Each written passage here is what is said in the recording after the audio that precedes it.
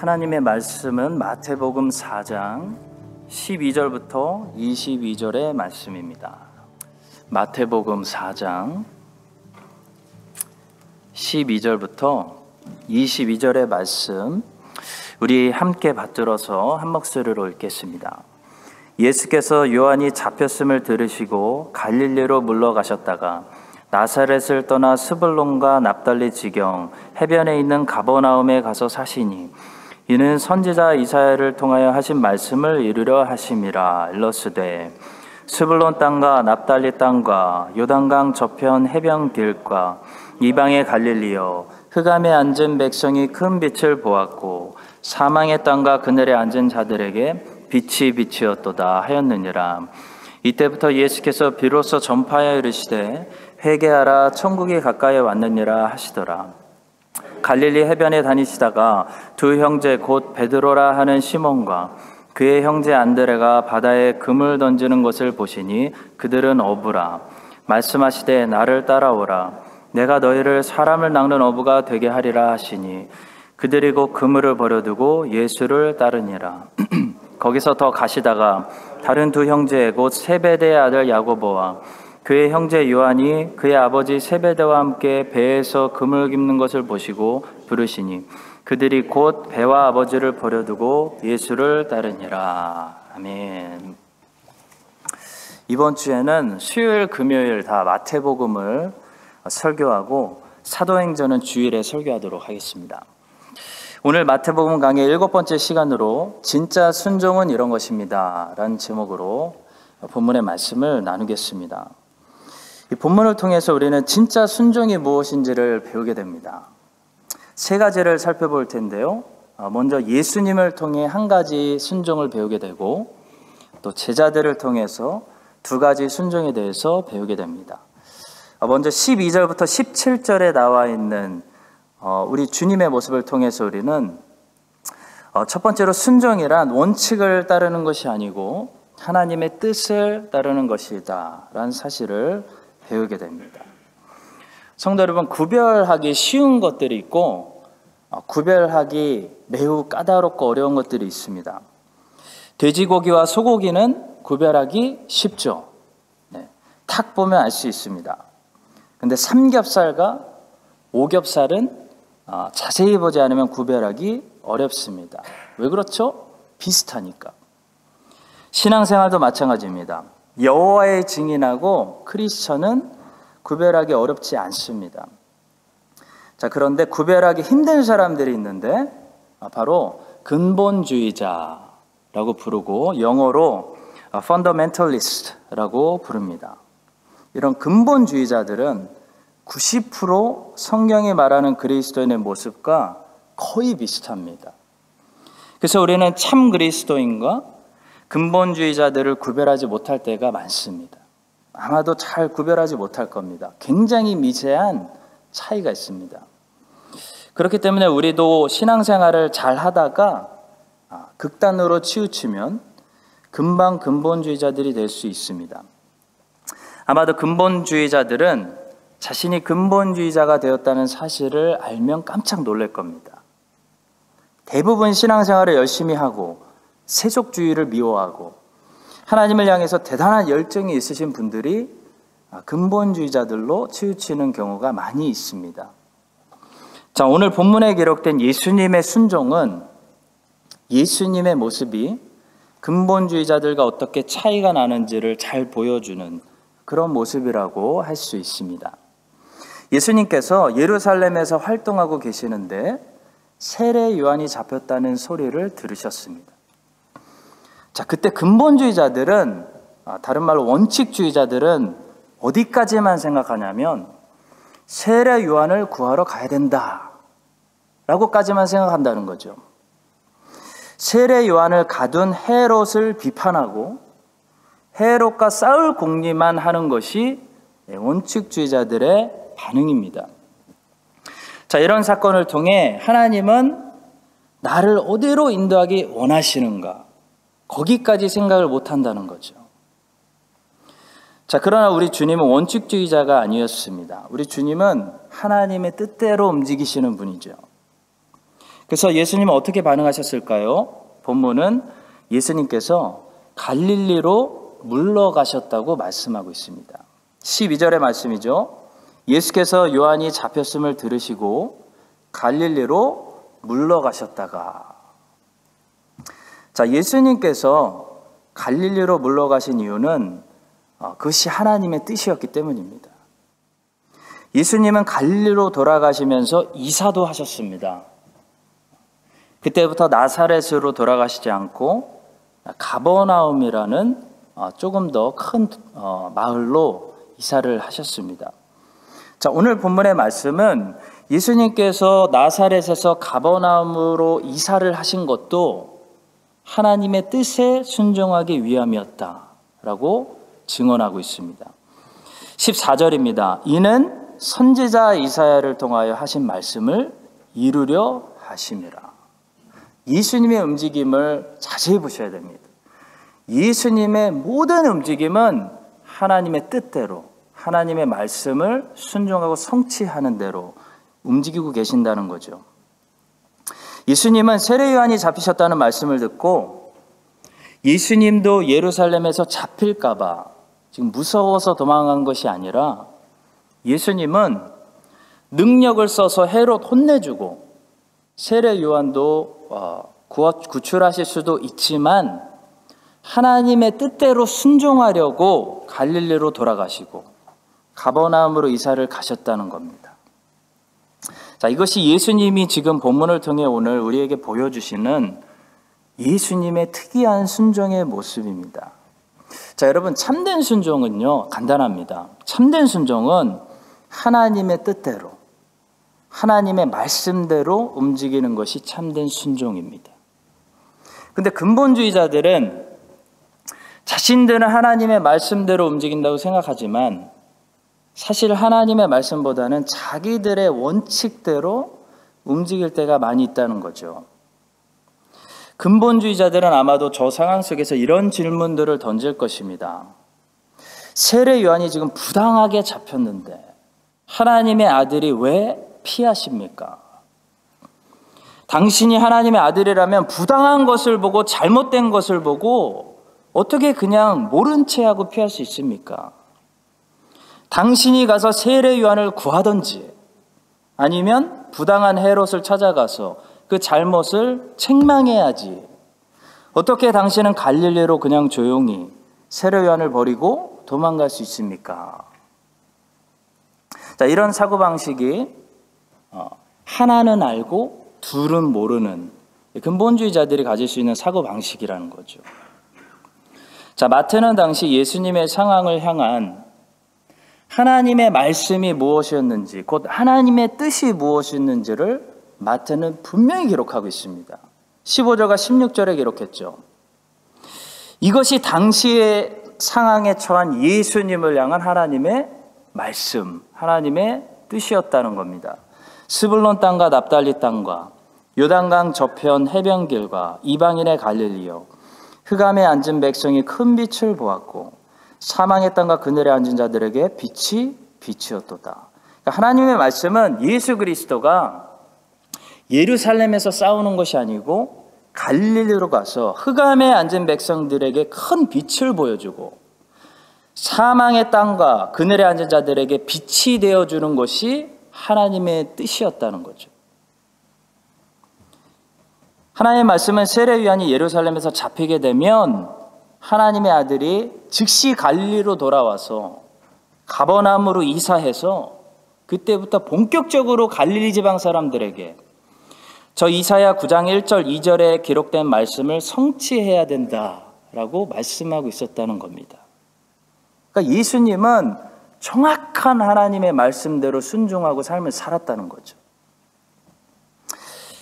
자, 하나님의 말씀대로 움직이시는 분이 예수 그리스도였다는 것입니다. 그것이 참된 순종입니다. 자, 성도 여러분, 우리가 살고 있는 세대는 원칙 따지기를 좋아하는 세대입니다. 우리는 이 원칙이라는 것이 근데 과연 하나님의 말씀인지 아니면 아닌지 구별할 수 있는 지혜가 필요하다는 거죠. 왜냐하면 이 원칙이 진리와 비슷해 보이는 경우가 많이 있기 때문입니다. 원칙은 주로 진리의 한 부분일 가능성이 큽니다. 그래서 원칙을 주장하는 사람들은 틀린 말은 하는 것은 아닌데 진리 전체를 말하는 것이 아니고 진리의 한 부분을 주장할 가능성이 크다는 거죠. 하나님의 뜻은 예수님이 세례 요한을 구하기 위해 예루살렘에서 기적을 베풀고 능력을 쓰고 헤롯을 정죄하고 예루살렘을 뒤집어 놓는 것이 아니라 갈릴리 지역으로 조용히 돌아와서 베드로와 안드레, 야고보와 요한을 만나는 것이 하나님의 뜻이었습니다. 하나님의 뜻은 예수님이 갈릴리 어부들을 만나는 것이었는데 예수님이 고집부리고 세례 요한 구하겠다고 하시면 어떻게 되었을까요? 하나님의 뜻이 이루어질 수 없는 겁니다. 엘리자베스 여왕이 개혁파 사람들과 카톨릭 사람들을 둘 다 만족시키기 위해서 영국의 국교 성공회를 만들었을 때 개혁파 사람들은 그것을 거부하고 핍박을 받으면서 비국교도 목사들이 되었습니다. 그분들이 바로 청교도죠. 근데 여러분, 오늘날 청교도라는 말을 누구에게 갖다가 붙여서 쓰는지 혹시 아십니까?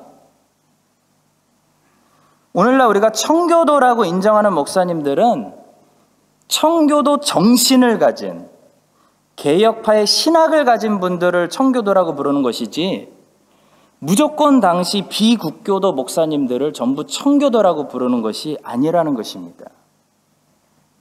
다시 말하면 당시에 영국 성공회에 머물면서 국교도 목사로서 청교도 정신과 개혁 신학을 가지고 영국의 국교를 하나님의 말씀대로 개혁시키려는 목사님들도 많이 있었다는 겁니다.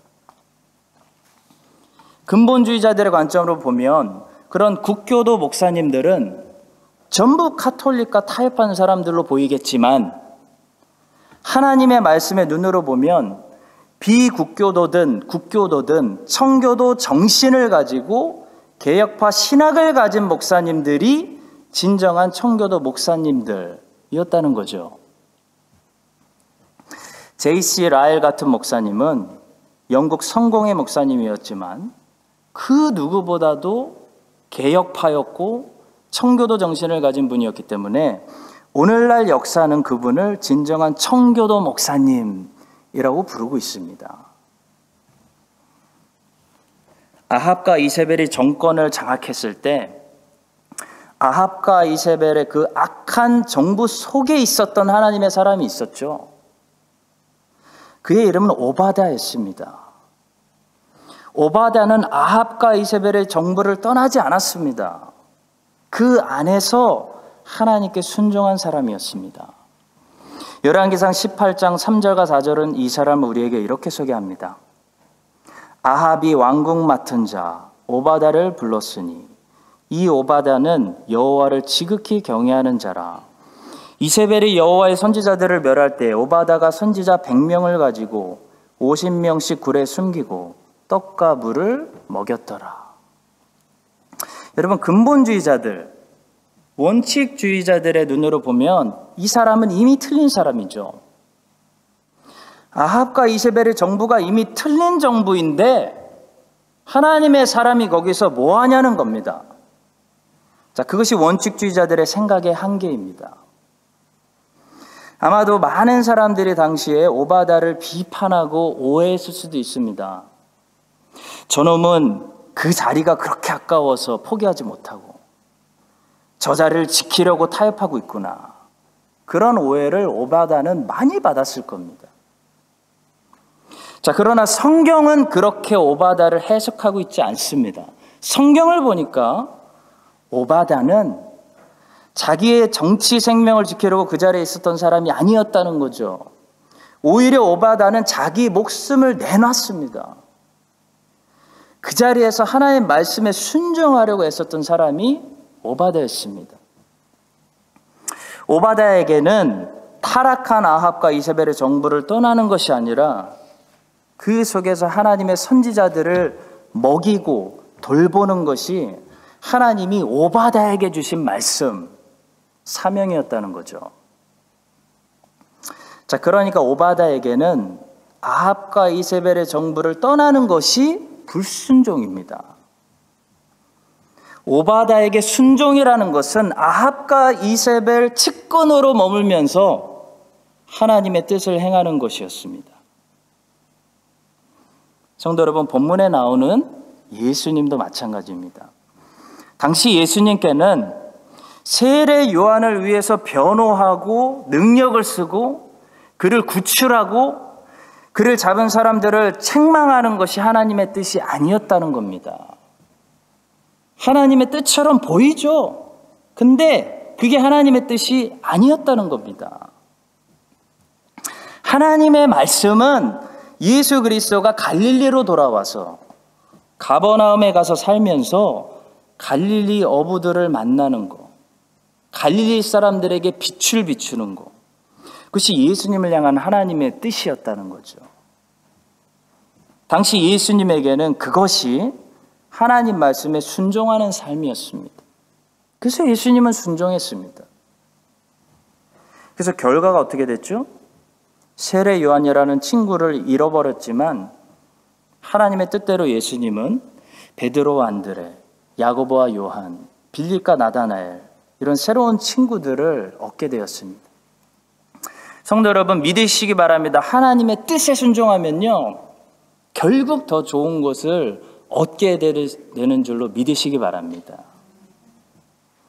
성도 여러분, 우리는 우리가 생각하는 원칙을 따르고 있는지 아니면 하나님의 말씀을 따르고 있는지 구별해야 됩니다. 물론 어렵죠. 근데 구별해야 됩니다. 자기 원칙을 하나님 말씀이라고 생각하는 사람들이 많이 있습니다. 이런 원칙주의자들은 예수님의 상황을 보고 왜 당신은 세례 요한을 위해서 변호하지도 않고 당신은 부당한 헤롯을 책망하지 않느냐고 비판한다는 거죠. 그들은 오바다를 향해서 이렇게 얘기합니다. 왜 당신은 아합과 이세벨 밑에서 나오지 않느냐? 거기 붙어 있느냐? 혹시 당신의 정치 생명이 끝날까 봐 그 자리가 아까워서 타협하고 있는 거 아니냐고 비판한다는 거죠. 왜냐하면 그들의 눈에는 원칙밖에 보이지 않기 때문입니다. 그래서 원칙주의자들은 격려보다는 비판을 잘하죠. 그들은 하나는 아는데 둘은 모르는 겁니다. 자기가 아는 하나가 절대적이라고, 전체라고 생각을 하는 거죠. 여러분, 순종이 제사보다 낫다라는 이 사무엘의 말은 무슨 말일까요? 묵상할수록 이 말씀이 굉장히 깊은 말씀입니다. 순종이 제사보다 낫다. 순종이 제사보다 낫다라는 말은 쉽게 말하면 하나님의 판단이 내 판단보다 낫다라는 겁니다. 하나님이 나보다 더 잘 아신다라는 겁니다. 그 말씀입니다. 그러니까 하나님을 위해서 하나님을 도와드리려고 하지 말고 너나 잘해라 라는 말이죠. 하나님을 도와주려고 하는 사람들이 있어요. 그런 사람들은 자기만 잘하면 됩니다. 내 생각, 내 판단을 내려놓고 지금은 갈릴리로 가서 조용히 살고 있어라 라는 하나님의 판단을 믿고 순종하라는 겁니다. 그러면 헤롯은 하나님이 알아서 판단한다는 겁니다. 하나님이 판단합니다. 하나님 안 도와드려도 된다는 거죠. 성도 여러분, 근본주의자들과 하나님의 말씀을 순종하는 하나님의 자녀들을 분별하는 것은 쉬운 일이 아닙니다. 계속 노력해야 됩니다. 근데 한 가지 우리가 가질 수 있는 힌트가 있는데요. 근본주의자들은 항상 하나님의 전체 말씀을 보는 것이 아니라 자기에게 해당되는 그 눈앞에 말씀만 주장하면서 그것에 반대되는 사람들을 비판할 가능성이 매우 크다는 겁니다. 한마디로 근본주의자들의 주장을 들어보면 어떤 한 가지 진리만 주장하면서 다른 진리들은 동시에 무시하고 있을 가능성이 굉장히 크다는 거죠. 예를 들어 복음의 중요성에 대해서는 말하면서 권위에 대한 순종에 관한 성경의 가르침에 대해서는 완전히 무시할 수가 있습니다. 전도의 중요성에 대해서는 말하면서 예배의 중요성에 대해서는 완전히 무시할 수 있다는 겁니다. 기도와 영성에 대해서는 말하면서 11조에 대해서는 무시할 수 있다는 겁니다. 그러니까 지난주에 말씀드렸던 것처럼 한 가지 진리를 붙들고 절대화시킨다는 거죠. 여러분, 사탄은 성경을 가지고 시험합니다. 성경의 어떤 한 부분을 절대화시켜서 다른 부분들을 무시하게 하고 파괴시키는 것이 사탄이 하는 일이라는 거죠. 그것이 사탄이 성경을 가지고 우리를 시험하는 방법입니다.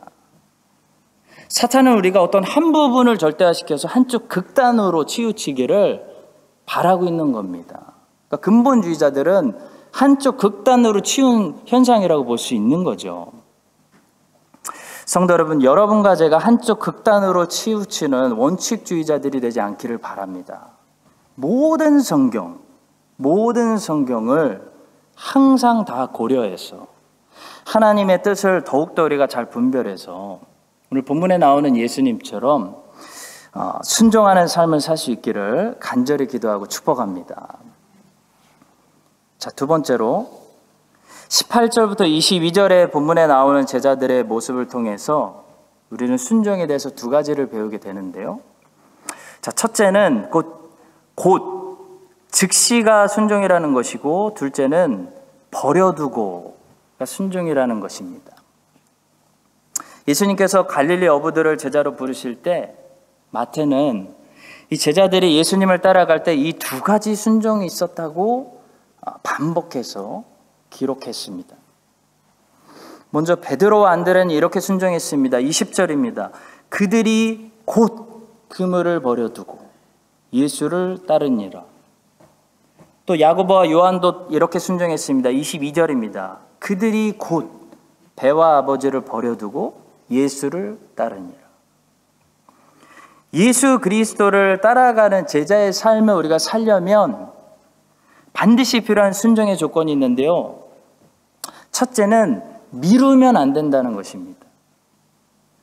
나중에 섬길게요. 다음에 하겠습니다. 내년에 상황 보고 해보겠습니다. 자, 이런 생각들을 가지고 있는 사람들은 예수님을 따르는 제자들이 될 수 없다는 겁니다. 판단은 우리가 아니라 하나님이 더 잘하십니다. 하나님이 지금 섬겨라, 지금 가라 말씀하셨다면 제자들은 지금 예수님을 따라가야 하는 것입니다. 그것이 순종입니다. 예수님을 따르려고 했던 사람들 중에 주님 잠시만 기다려주세요. 먼저 가서 일 처리 좀 하고 오겠습니다 라고 말했던 사람들은 그 급한 일이 무엇이었던지 간에 결국 주님의 제자가 될 수 없었다는 사실을 성경은 경고하고 있습니다. 믿음의 사람 아브라함은 순종이 무엇인지 우리에게 좋은 모델이 되어주고 있죠. 아브라함은 그냥 순종이 아니라 즉시 순종하는 사람이었습니다. 그는 계산하지 않았습니다. 꿈을 대지 않았습니다. 군인처럼 움직였습니다. 하나님이 갈대아 땅 우르로 가 하니까 일단 무조건 짐 싸서 떠났다는 겁니다. 갈 바를 알지 못하고 떠났다고 했습니다.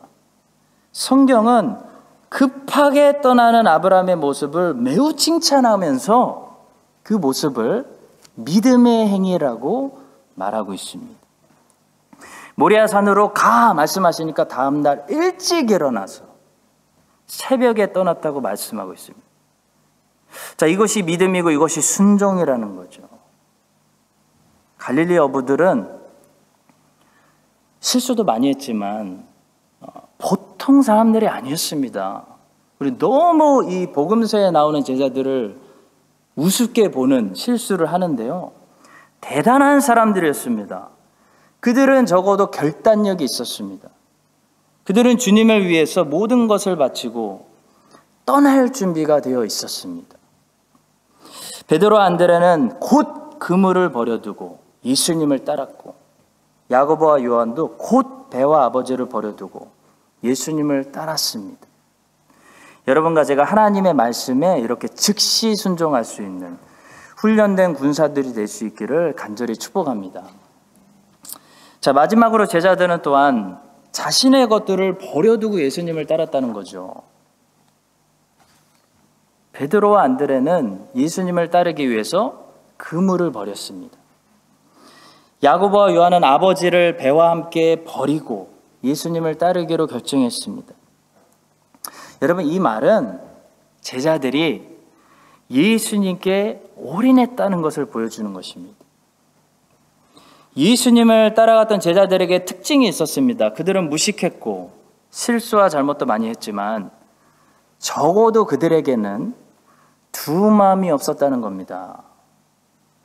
그들은 뒤에 무언가를 백업으로 남겨둔 사람들이 아니었다는 겁니다.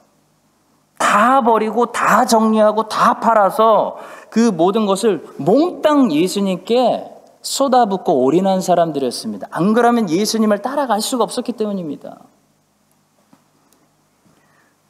자, 물론 제자들은 당시에 잘못된 동기를 가지고 주님을 따르고 있었죠. 제자들은 자기의 꿈을 예수님이 실현시켜 주실 거라는 세상의 야망, 욕심, 성공에 대한 기대, 이런 잘못된 기대를 가지고 주님을 따랐습니다. 자, 그런데 여러분, 우리가 놓치지 말아야 할 것은 이 주님을 따랐던 제자들은요, 잘못된 동기를 가지고 주님을 따랐을지언정 적당히 주님을 따랐던 제자는 한 사람도 없었다는 겁니다. 왜냐하면 적당히 예수님을 따르는 것은 불가능했기 때문입니다. 갈릴리 바닷가에서 고기잡이도 하면서 예수님의 제자가 된다는 것은 당시 옵션이 없었습니다. 불가능했습니다. 예수님의 제자가 되려면 금을 버리고 배 버리고 자기 삶 버리고 올인해서 주님 따라야 했다는 거죠. 성도 여러분, 오해하셔가지고 또 생업 다 그만두시고 목사 되시면 곤란합니다.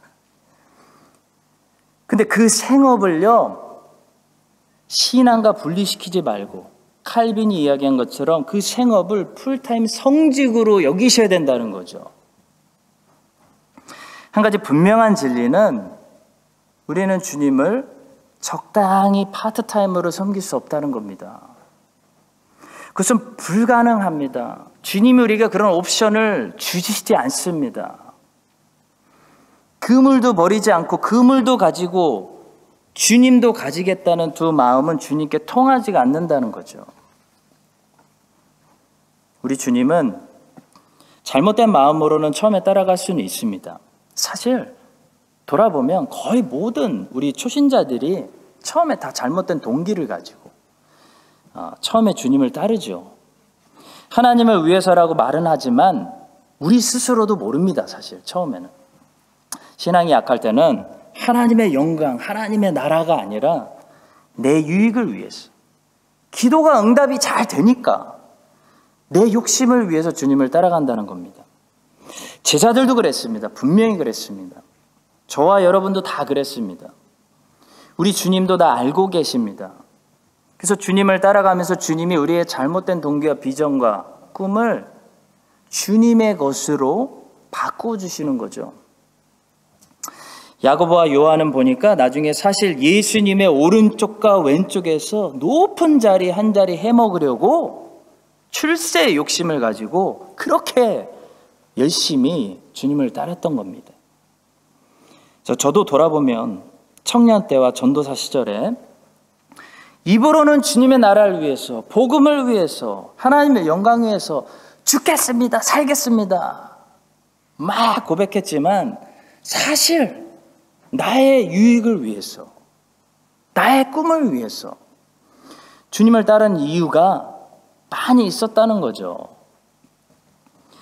근데 주위를 둘러보면 적어도 그렇게 열심을 가지고 주님께 모든 것을 올인해서 한 마음을 가지고 주님을 따른 사람들은 부족할지언정 주님을 따를 수 있다는 겁니다. 근데 이런 사람들은 절대로 주님을 따라가지 못하더라고요. 제가 보니까. 이런 사람들이 주님을 따라가는 거를 저는 한 번도 못 봤습니다. 어떤 사람들이죠? 주님과 늘 적당히 거리를 두는 사람들. 하나님께 코가 꿰이지 않기 위해서 안전거리를 유지하는 사람들. 한마디로 미지근한 사람들. 하나님이 토해내시는 사람들. 이것도 아니고 저것도 아니고. 이런 사람들은요, 제가 보니까 절대로 주님 따라가지 못하더라고요. 크게 불순종하지도 않습니다. 교회에 크게 불평도 하지 않습니다. 그만큼 적당히 거리를 두기 때문에 관심이 별로 없는 거죠. 주님께 올인하지 않는 겁니다. 그런 분들은 절대로 예수님의 제자가 될 수 없습니다. 적당한 분들, 적당히 하시는 분들, 안전거리 지키시는 분들, 미지근한 분들은 전부 예수님의 제자는 아니라는 겁니다. 아닙니다.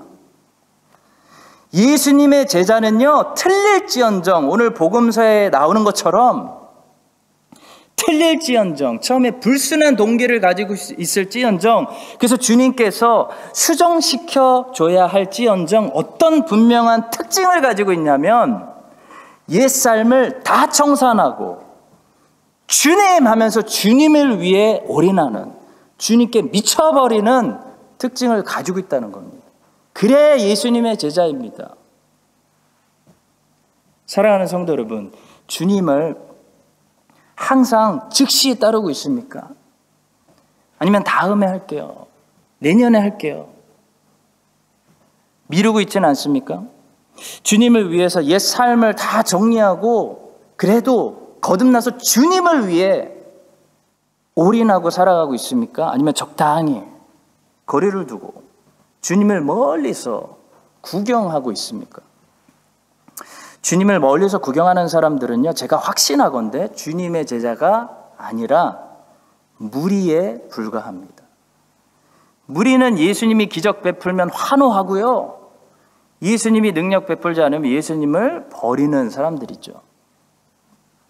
여러분과 제가 주님의 부르심을 더 이상 미루지 말고 즉시 순종하고 또 모든 것을 버려두고 무슨 일을 하든지 적어도 이 제자들처럼 올인해서 순종하는, 주님을 따라가는 사람들이 되어서 베드로와 안드레, 야고보와 요한처럼 예수님을 즐겁게 따라갈 수 있는 제자들이 될 수 있기를 예수 그리스도의 이름으로 간절히 축원합니다. 오늘 주신 말씀 가지고 우리 두 번만 기도하고 제가 축도하고 마치겠습니다.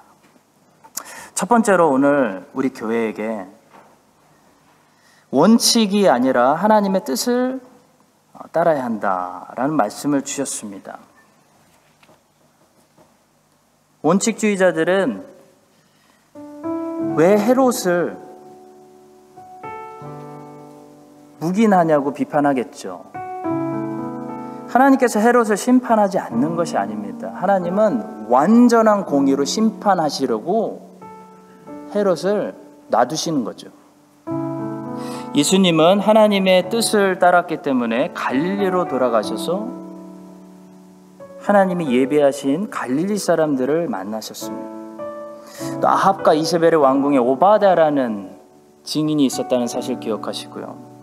또 수많은 영국의 국교도 안에서도 훌륭한 청교도 목사님들이 있었다는 사실을 우리가 기억하면서 함부로 나의 원칙을 가지고 어떤 진리 한 부분을 가지고 함부로 이게 하나님의 뜻이지 않습니까? 함부로 정죄하고 판단하면 큰일 난다는 겁니다. 우리 겸손할 필요가 있습니다. 진리는 언제나 전체 모든 성경이 하나님의 진리이기 때문에 우리 함께 어떻게 예수님은 이렇게 하나님의 말씀에 잘 순종할 수 있었는지 그런 참된 순종이 우리 안에 있을 수 있도록, 분별할 수 있도록 더욱더 지혜를 달라고, 나의 원칙을 깨뜨려 주시고 오직 하나님 말씀대로 순종하고 살 수 있게 달라고 우리 함께 기도하도록 하겠습니다. 기도하겠습니다. 두 번째로 기도할 때 예수님의 제자가 되려면 즉시 순종해야 되고 미루면 안 됩니다. 또 적당히는 통하지가 않습니다. 다 다음에 성길게어도 통하지 않고요. 적당히는 절대로 통하지 않습니다. 어떤 직업을 하셔도 좋습니다. 그러나 예수님의 제자로 그 직업에서 살아간다는 것은 삶 전체를 하나님께 올인하고 쏟아붓는다는 것을 말합니다. 그리고 하나님의 말씀이 떨어지면 즉시 순종한다는 것을 말합니다. 이런 베드로와 안드레, 야고보와 요한에게 있었던 이런 엄청난 순종이, 그들이 비록 다른 야심을 가지고 쫓았을지언정 적당히 예수님을 따라가지 않고 막 올인해서 생면 바쳐 따라간 것처럼 우리도 그렇게 주님의 제자가 되게 해달라고 마지막으로 함께 기도하고 함께 기도하겠습니다. 감사드리며 우리 모든 기도 살아계신 예수 그리스도의 이름으로 기도합니다. 아멘. 이제는 주 예수 그리스도의 은혜와 하나님 아버지의 무한하신 사랑과 성령 하나님의 교통하심이 오늘 말씀을 통해서 참된 순종을 우리가 다시 마음에 새기고 하나님께 순종하는 삶을 살아가기로 기쁘게 결단하는 모든 주의 사랑하시는 백성들 위해 지금부터 영원까지 함께 하시기를 간절히 축원드립니다. 아멘.